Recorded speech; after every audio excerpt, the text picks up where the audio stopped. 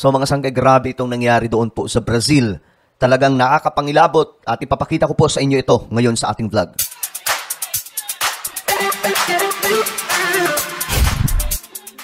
Hello, what's up mga sangkay? This is me, once again, Sangkay Janjan. At eto mga sangkay, pag-usapan po natin, ipapakita ko po sa inyo mismo ngayon ang actual na mga video tungkol po sa nangyayari, naganap po doon sa Brazil. And until now mga sangkay, nagsasuffer pa rin po sila. Akala ko nga, tapos na itong baha doon sa kanilang bansa. Pero mga sangkay, hindi pa pala, nagtuloy-tuloy pa. At eto mga sangkay, magugulat kayo sa nangyari. Anyway, before tayo magsimula, pag-subscribe po muna yung ating YouTube channel. Sa baba ng video na to mga sangkay, i-check nyo na lamang, makikita nyo po yung subscribe button. Pindutin nyo lamang po yan, tapos i-click nyo yung bell at i-click nyo po yung all. Dahil dito mga sangkay, 1.21 million subscribers lang naman po tayo. Parami po tayo ng parami. So kung hindi ka pa po nakakapag-subscribe, pindutin mo na yung subscribe button, okay? Sa mga nanonood naman po sa Facebook, i-follow nyo po ang ating Facebook page. At ito may papagawa lamang po ako sa inyo saglit sa mga nanonood po sa Facebook. Sundan nyo lamang po ako. So, i-check nyo po sa inyong mga cellphone, sa Facebook, habang kayo ay nanonood sa video na to, makikita nyo po yung tatlong tuldok sa itaas ng video. Okay? Sa itaas ng video na to, may tatlong tuldok, kagaya po ng nakikita nyo sa screen. Pindutin nyo po yung tatlong tuldok, mga sangkay, sa Facebook. Then, makikita nyo po yung show more. Lalabas po yan ng kusa.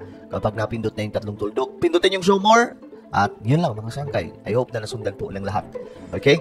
So, eto na, mga sangkay. Tingnan po natin. Grabe itong nangyayari ngayon sa ating mundo, no? Alam nyo, kung sa Southeast Asia or sa buong Asia, nakakaranas po tayo ng paglalagablab na init ng panahon. Eto namang Brazil, iba naman po ang nangyayari mga sangkay at iba pong mga bansa.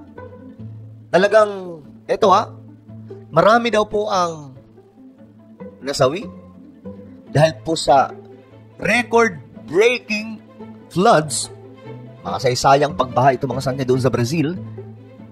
At eto, marami daw po sa mga tao, talagang worse ang situation ngayon. Ito, papakita ko sa inyo.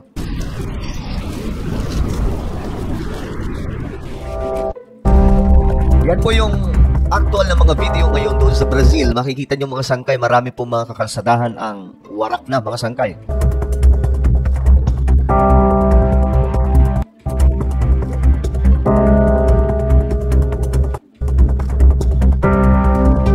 Grabe naputol po. Parang tulay yan Oo nga, tulay nga po yan mga sangkay na nawarak ng baha.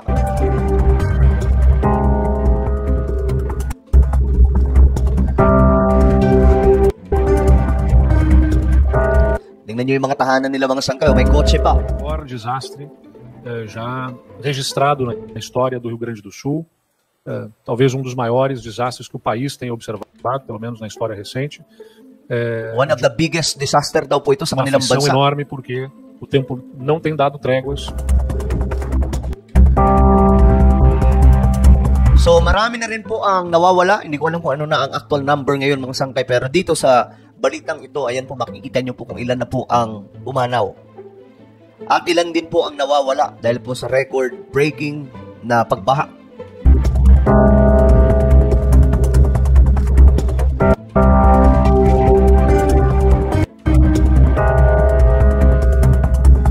Tingnan nyo yung kabahayan na yan. Kaya itong nangyayari mga sangkay, ito na po yung new normal ngayon ng ating mundo na marami sa mga lugar ng ating planeta ay tinatamaan na po nitong climate change. Ramdam na. Ang climate change, ba't iba po yan? Pwedeng pagbaha, pwedeng sobrang init. Ganyan po mga sangkay. Pag hindi baha, sobrang init.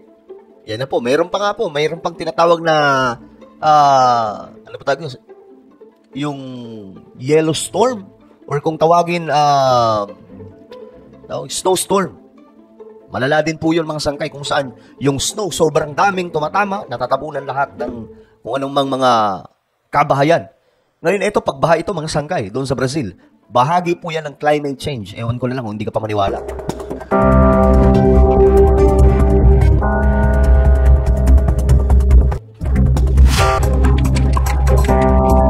Ito mga sangkay, itong kanilang bayan to, tingnan nyo, wala na, lubog.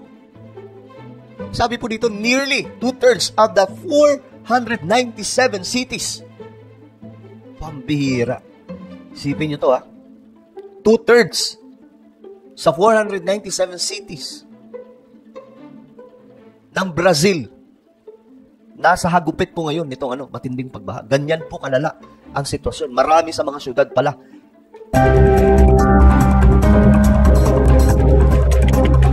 My goodness. Grabe.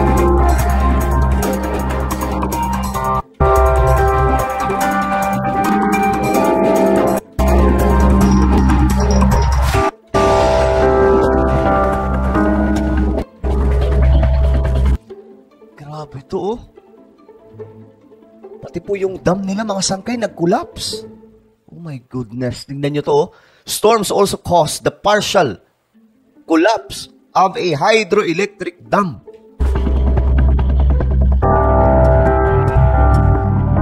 Wag naman to. Tingnan nyo mga sangkay.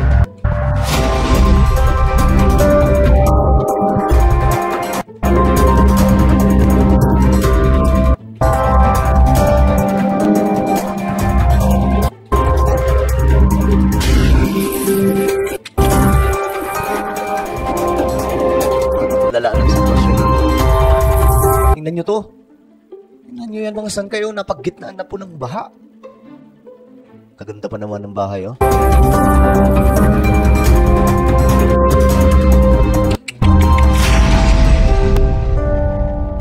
Estará 100% à disposição. Yan po yung presidente ng Brazil, mga sangkay. Do povo do Rio Grande do Sul, para a gente atender. Malamang, lalo pong mauubos buhok niyan dahil sa malaking problema nila ngayon. Com eficiência e com recurso que eu sei que vai ser necessário para que a gente possa reparar os prejuízos que no primeiro momento a gente só tem que salvar vidas.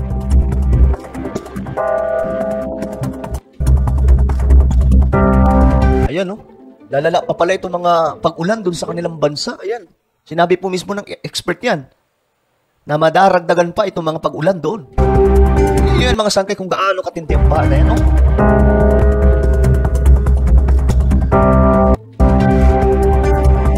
Ayan, no? Local authorities expect flooding to get worse.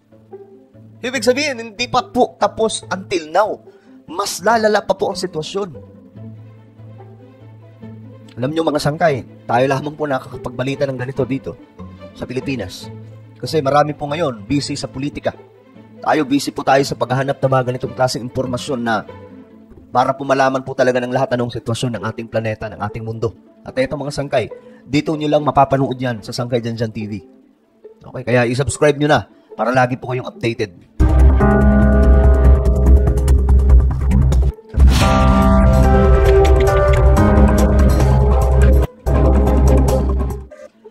So mga sangkay, ito ngayon ay dahil po sa matinding, tawag dito?